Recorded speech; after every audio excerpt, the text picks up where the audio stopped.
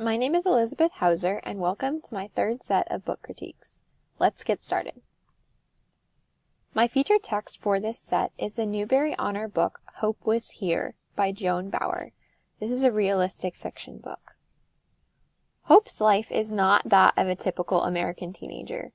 Raised by her aunt Addie, a short-order cook, she has grown up immersed in the restaurant business and at 16 is already an accomplished waitress.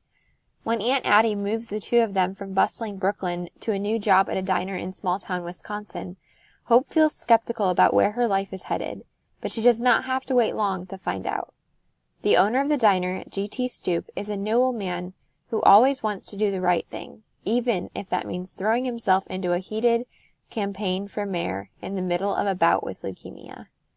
Hope and her new friends become G.T.'s biggest supporters in a long and hard-fought race. Along the way, they muster up courage, love, and a whole lot of hope to work for the triumph of true goodness over corruption. I chose this story as my feature text because I found it really beautiful. I actually was moved to the point of tears towards the end of the book, and I really appreciated that the author emphasized how good can come out of even difficult circumstances. I really loved the main character and how she was portrayed, and I also appreciated the inclusion of a positive father figure in the character of G.T. My first lesson for this book is an 8th grade social studies lesson. Based on the standard, informed citizens understand how media and communication technology influence public opinion. In this lesson, students will engage in a discussion of the role that newspapers and opinion polls played in the election in Hope Was Here. They will then do online research about the impact that media can have on the public's view of a current issue. They will find one article, and then they will post on the Padlet, including their thoughts on the article, and with replies to peers' posts.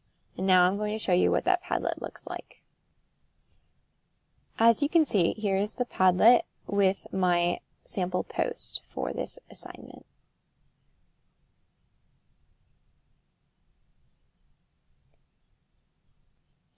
This Padlet will also be shared with a class from a different state, and students will be able to respond to the peers' posts from a different state and also compare within our class discussion how the students view the same issues. My next lesson is for 6th grade English Language Arts, and this is based on 2 writing standards. In this lesson, first the students will engage in a discussion about how Hope faces the uncertainty in her life. Next, students will write about a time where they faced an unexpected circumstance. And then they will transform their writing into a digital story using Storybird.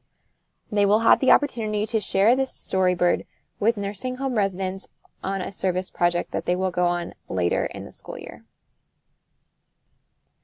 My next book is Radiant Child, the story of young artist Jean-Michel Basquiat by Javaca Steptoe.